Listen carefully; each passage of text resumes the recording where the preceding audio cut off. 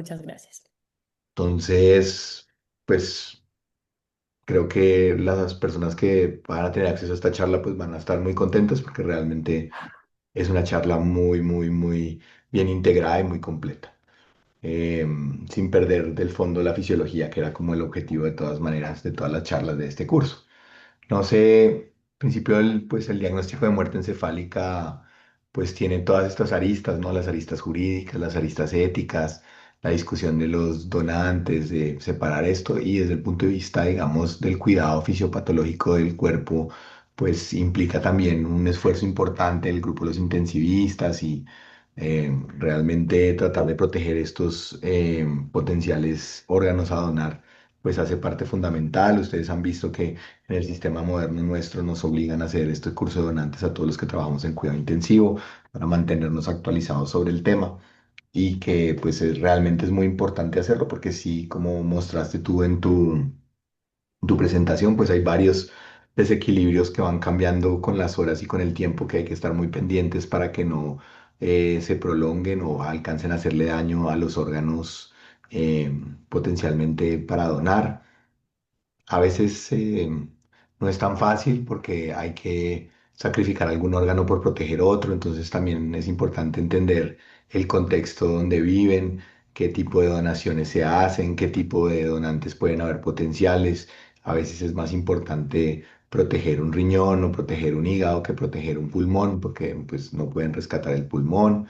Entonces uno puede de pronto jugar a proteger de forma inicial más ese tipo de órganos que los órganos que uno normalmente preferiría proteger en una persona viva. Entonces, eso también tienen que tenerlo en cuenta. Muchas suplencias y muchas cosas que se pueden hacer, a veces veo que se vuelven más como una rutina de los grupos de donación que realmente un abordaje fisiopatológico, un poco el miedo a los vasopresores y la importancia que, pues que de todas maneras tiene que tener una adecuada perfusión multiorgánica para que realmente los órganos se protejan y no tanto ese exceso de agua y llenar de sobrecarga de líquidos todos esos órganos, que esos órganos hematizados probablemente son un trasplante potencialmente menos, de menor calidad. No sé si alguno de los personas del auditorio quisiera hacer alguna intervención, tiene alguna pregunta para Juliana.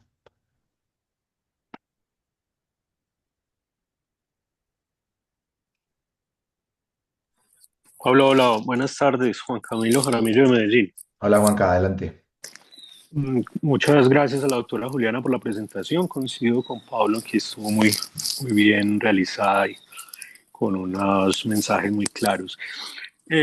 Un comentario respecto a las pruebas auxiliares que han sido discusiones que hemos tenido en algunos escenarios, inclusive con Juan David, y esperando como la adaptación o la actualización de la guía colombiana por la, digamos, discrepancia que hay entre lo que se recomienda en las últimas guías internacionales que la doctora Juliana presentó y lo que aún sale en la guía colombiana y en el sustento jurídico que a nosotros pues nos acoge respecto al uso del electroencefalograma y el Doppler y demás. En la guía internacional son muy categóricos en la recomendación de no uso que mostró la doctora.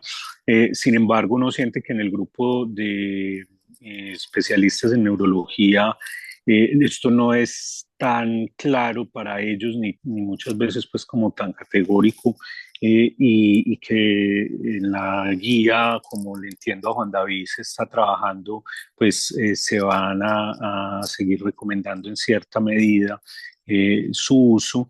Eso crea, digamos, como problemas a la hora de la instauración desde el proceso académico de lo que se recomienda con el proceso legal que está establecido en la normatividad actual en Colombia y se siente pues que para el clínico esto puede causar alguna incomodidad y alguna inclusive entre los grupos alguna controversia. Es importante pues tener muy en cuenta la evolución que esto vaya teniendo, hacia dónde vaya yendo, porque el sentir de muchos clínicos es que en algunos escenarios, obviamente, pues tenemos claro que el diagnóstico es clínico, pero en algunos escenarios podrían prestar utilidad en los menores de 2 años, en pacientes con algunos signos clínicos todavía no muy pues, completamente establecidos en él. En fin, cosas que terminan resolviendo la duda. Entonces, en ese aspecto, pues esa controversia tendríamos que dilucidarla y resolverla pronto. De veras, Juanca, muchas gracias por traer el tema a colación, que es importante. ¿Alguien más tiene alguna opinión, algún aporte? Bueno, Julisito, si quieres, pongamos el caso. Entonces, el caso pues está muy centrado en fisiopatología. Eh, Mauricio es un niño de 9 años que era sano y tiene un accidente de tránsito grave.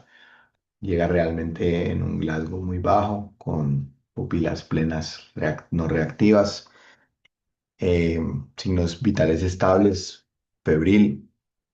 Lo intuban, le ponen su ventilación mecánica, SOFI-2 al 100%, le intentan poner una presión intracraneana y liberar la presión, pero mantiene persistentemente la presión por encima de 40, a pesar de todos los intentos conocidos y desconocidos de medidas de neuroprotección.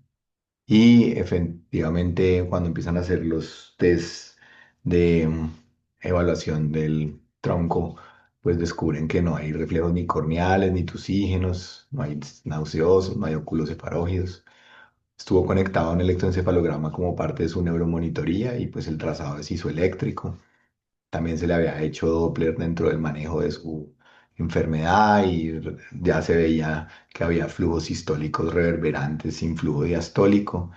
El TAC que se tomó en el último momento, pues ya se veía borramiento difuso de todos los surcos y había evidencia de herniación amigdalina.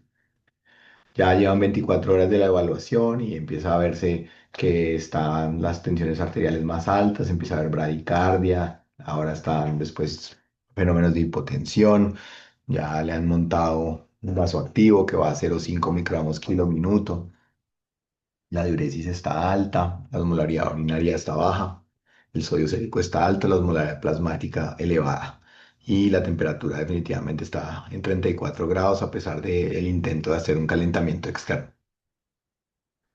Entonces, bajo este modelo de caso, la primera pregunta es desde el punto de vista de los mecanismos de control de este sistema nervioso, cómo se dan pues, la pérdida de la respiración, la pérdida de la circulación, la pérdida de la homeostasis.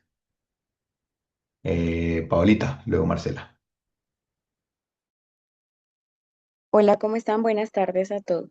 Bueno, entonces, con respecto a la primera pregunta, como ya nos comentó Juli en su charla, que pues la felicito, estuvo una última charla de su residencia muy completa, entonces nos comentó que lo que llevaba a muerte cerebral seguía como una cascada de eventos hemodinámicos y fisiológicos.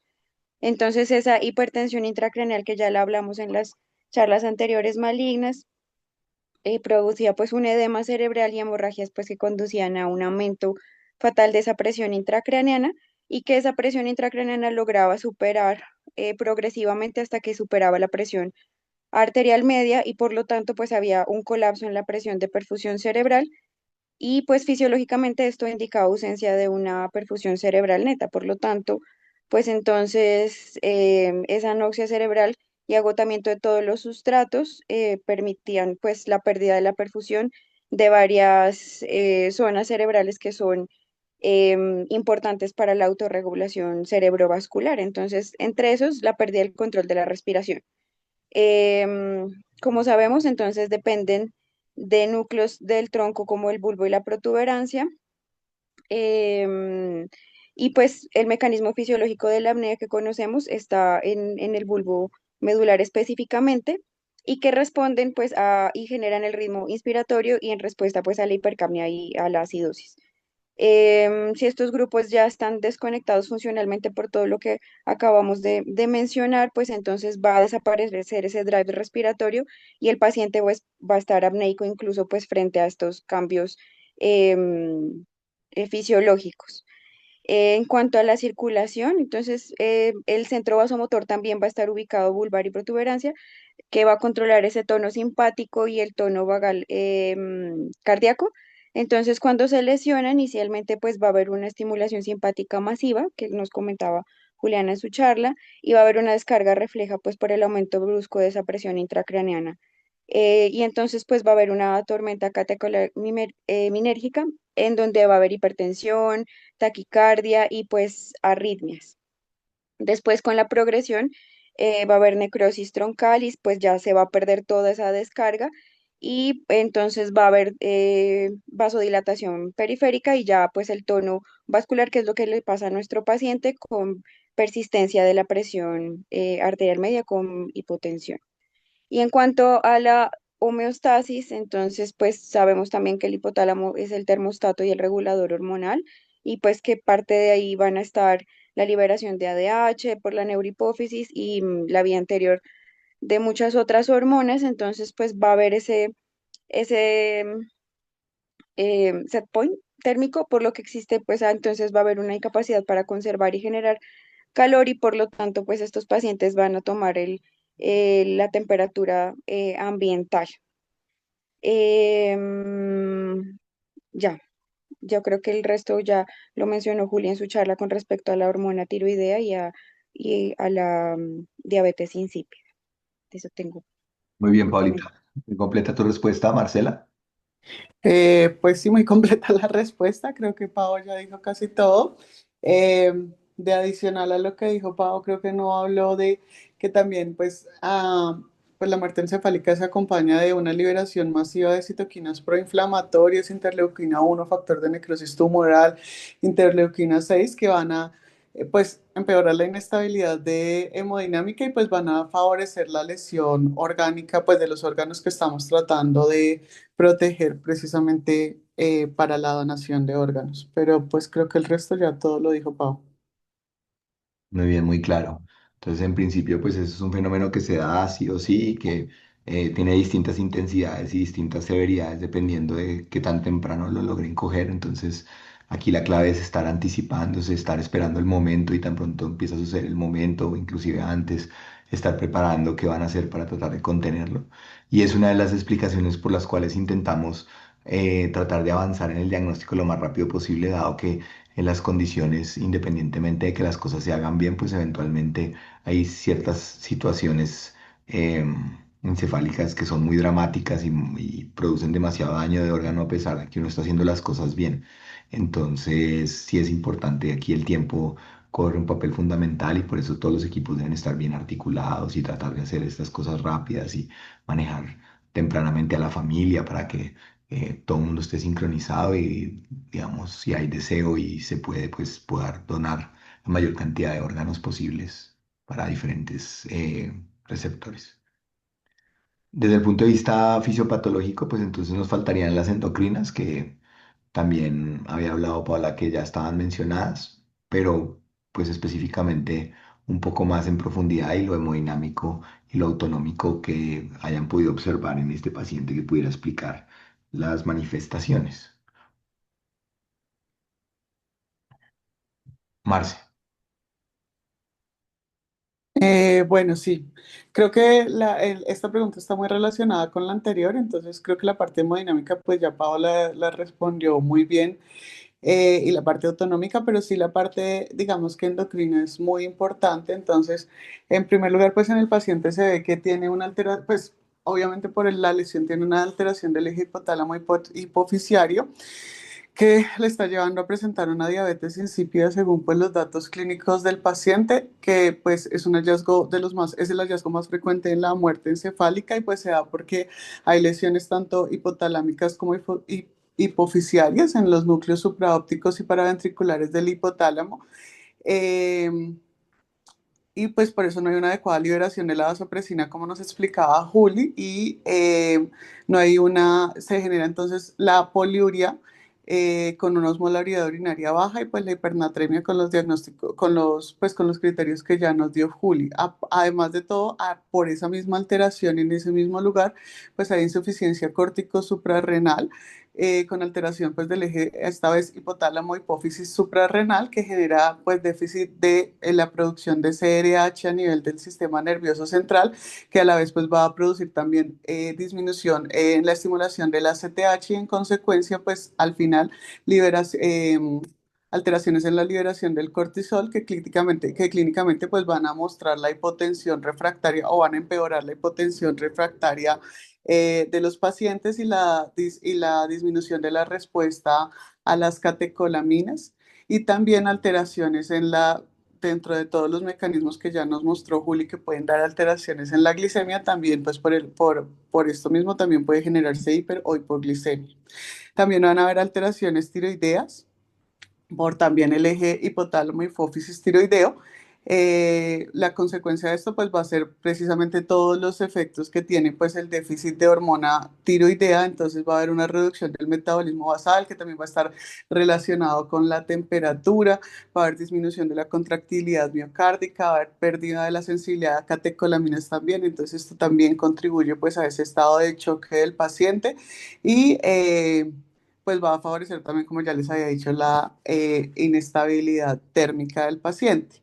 También va a haber reducción de los esteroides sexuales por afectación también ahí en el sistema nervioso central. Recordemos que el eje hipotálamo hipofisiario pues tiene como la regulación de todo el mando hormonal grande. Entonces pues ahí va a haber reducción de LH y de FSH que pues va a tener también impacto sobre, pues recordemos que esto también tiene que ver con la vasculatura y también esto tiene que ver con la liberación de lo que yo decía en la respuesta pasada, interleuquina 1, interleuquina 6 y factor de necrosis tumoral van a liberarse más. Y finalmente también va a haber alteración en la secreción de la hormona del crecimiento, contribuyendo a disminuciones del metabolismo basal, anabolismo proteico y disminución en la homeostasis energética, también contribuyendo a la hipotermia y al choque en el paciente. Muy bien, Marce. Muy completa la respuesta también. Obviamente Juli la había mencionado en su charla muy detalladamente, pero es importante que lo tengan muy claro y lo reconozcan porque, digamos, dentro de nuestros papeles, pues es importante. John y luego Caro. Bueno, con respecto a lo que estabas mencionando también de los cambios endocrinológicos y hemodinámicos, existe también la cardiopatía neurogénica. Y es que precisamente esa tormenta simpática de la que mencionaron en la charla también produce una isquemia subendocárdica y finalmente pues eso también va a comprometer gravemente la contractilidad y el miocardio, especialmente en la muerte encefálica, es uno de los órganos más comprometidos precisamente después de la muerte encefálica. Entonces era como para completar un poco lo que habían mencionado. Perfecto, John. Muy importante. Caro. Buenas tardes. Yo iba a mencionar la parte del compromiso autonómico, que también estaba ahí en esa pregunta. Y pues mezclado con el hemodinámico, que entonces primero pues hay una fase inicial donde hay un aumento de la PIC, que en la fisiología normal se mantendría una presión de perfusión estable con flujo cerebral pues mantenido y en muerte encefálica tenemos el reflejo de Cushing con hipertensión y bradicardia y esto ocurre por compresión vulvar y pues la actividad simpática masiva. Luego iría la tormenta autonómica pues que Juli mencionó en su charla. En lo normal, el sistema nervioso regularía esa resistencia vascular y la frecuencia cardíaca, pero por la descarga de catecolaminas, pues vamos a tener hipertensión severa y taquicardia. Y esto ocurre por la hipertensión intracraneal que estimula los centros bulbares, entonces hay hiperactividad simpática. Luego de eso, el colapso hemodinámico, donde tenemos choque neurogénico, hipotensión, vasoplegia y taquicardia y bradicardia, perdón. Entonces ahí la necrosis del núcleo rostral ventrolateral de la médula, digamos que hace que se pierda el tono simpático y luego, pues ya por el daño del núcleo del tracto solitario es que vemos pues la inestabilidad que también observamos en el paciente. Entonces, otra cosa que me pareció interesante que encontré fue acerca de la variabilidad de la frecuencia cardíaca. Entonces, pues sabemos que en la fisiología normal existe como unos reguladores fisiológicos de esa variabilidad, pero a medida que va pasando el fallo medular, pues se va perdiendo esa variabilidad y digamos que se ha visto que a medida que van cayendo los reflejos del tronco o van fallando, pues estos más, también empezamos a tener alteraciones en esa regulación de la variabilidad. Em, y ya, eso era lo que iba a decir. Muy bien, claro, muy completo. Bueno, entonces al final pues la idea era que hicieran un mapa conceptual de estas alteraciones para tenerlas como muy claras, para que cuando tengan que manejar este tipo de pacientes pues no se dejen sorprender y pues puedan ir haciendo los cambios de forma rápida para que puedan manejar los casos. Entonces, John y María Camila. No, no, yo quería complementar con lo que mencionaron y no recuerdo si Juliana lo mencionó, pero también es importante decir que en ese momento donde hay ese cambio de la pérdida del control autónomo y precisamente la vasodilatación en ese justo momento que sucede ya cuando se comprime el bulbo encefálico, puede ocurrir entre 15 a 20% de los pacientes parada cardiorrespiratoria cuando no están asistidos de forma ventilatoria o no están recibiendo soporte presor previamente. Entonces, de pronto también tener presente que uno de esos signos, precisamente ese cambio de la tormenta simpática y el control autónomo, se puede manifestar como una parada cardiorrespiratoria impredecible. Está bien, muy interesante el dato. María Camila. Buenas tardes, María Camila Sosa de la Universidad de La Sabana. Ya les comparto la pantalla.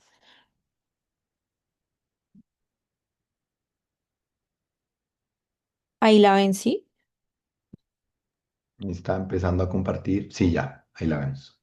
Listo.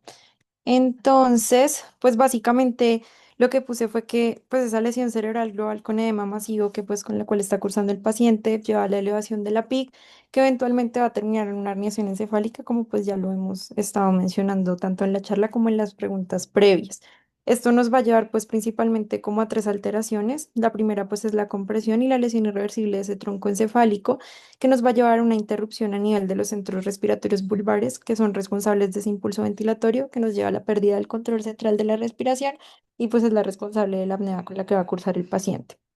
Lo segundo es el daño de los centros cardiovasculares en el bulbo, que sería pues el centro vasomotor y el núcleo dorsal vagal, con una pérdida del control neural sobre la frecuencia cardíaca y el tono vascular, que pues aquí nos va a llevar a las dos fases que también ya se han descrito, que son inicialmente una tormenta autonómica, con una activación simpática refleja que produce hipertensión arterial, y inicialmente como vamos a tener un centro vagal intacto, esto va a llevar a bradicardia por aumento de la presión.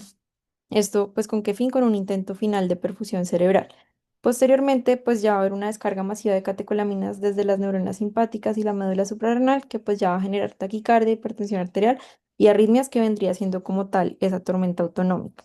Y en una fase secundaria, ya entonces pues va a haber un agotamiento de esas reservas de catecolaminas con una pérdida total del tono simpático, que pues se va a generar por una desconexión del centro vasomotor, un cese de los estímulos que pues se darían desde el tallo cerebral, lo cual va a llevar a una vasodilatación periférica y a una pérdida de la respuesta varorrefleja. Esto finalmente nos va a llevar a hipotensión profunda y bradicardia que puede generar pues ritmos de escape idioventricular que pues ya es simplemente a nivel del corazón tratando de compensar y pues la desconexión vagal que pues nos va a llevar pues a que incluso haya una pérdida de respuesta, por ejemplo, a la atropina. Y por otro lado vamos a tener pues afectación endocrina a nivel del hipotálamo y la hipófisis por esa misma herniación y por ese mismo edema cerebral que pues va a llevar a una ausencia de control regulador central de la temperatura con pérdida de los reflejos de vasoconstricción cutánea y pues de los escalofríos y además una disminución del metabolismo que finalmente va a llevar a una apoquilotermia y pues a una hipotermia progresiva. A nivel de la neurohipófisis también va a haber una pérdida de función que va a llevar pues a un cese de la secreción de ADH, como ya lo hemos mencionado, una diabetes insípida central. Y a nivel de la adenohipófisis, inicialmente va a conservar su función parcialmente, sin embargo, después también se va a ver alterada. Entonces, inicialmente podemos tener en rangos normales la hormona de crecimiento, la ACTH, las hormonas tiroideas, pero posteriormente, como también ya se mencionó, pues vamos a llegar a un síndrome eutiroideo enfermo, una insuficiencia córtico suprarrenal que pues además de ser central también pues termina siendo relativa por un agotamiento de la respuesta a estrés. Y finalmente pues estos mecanismos en conjunto nos van a llevar a un choque mixto que va a ser distributivo e hipovolémico, tanto por la parte em, cardiovascular autonómica y hemodinámica como por la parte hormonal, que nos va a llevar a una vasodilatación sistémica de origen neurogénico, una hipovolemia severa secundaria a esa diabetes insípida con la que va a estar cursando el paciente, a la insuficiencia suprarrenal que mencionaba por la pérdida de ACTH y pues también relativa por un agotamiento de respuesta a estrés y como mencionaban también previamente en el punto anterior a una disfunción miocárdica por ese daño catecolamínico y pues esa isquemia que se está generando durante la muerte encefálica. Y ya. Bueno, muy bien, María Camila, muy bonita la forma de organizar y creo que a ti te quedó muy claro y creo que Gracias. lo presentas muy bien. No sé si hay alguna otra sugerencia, alguna otra versión que quisieran presentar. Creo que es un tema muy importante, creo que lo resolvieron muy bien. En general, pues lo que vi que mandaron en el taller, todo está completo y todos como que estudiaron en profundidad el tema. Es muy relevante para todos y pues me alegra que lo tengamos bien claro. Entonces, pues nada, agradecerles nuevamente haber asistido. Esperamos la recuperación pronta de Juancho y pues nos veremos en 8 días. Continuaremos con el nuevo módulo que es el módulo de farmacocinética en diferentes estados. Entonces, nada, buena tarde a todos y que descansen. Muchas gracias.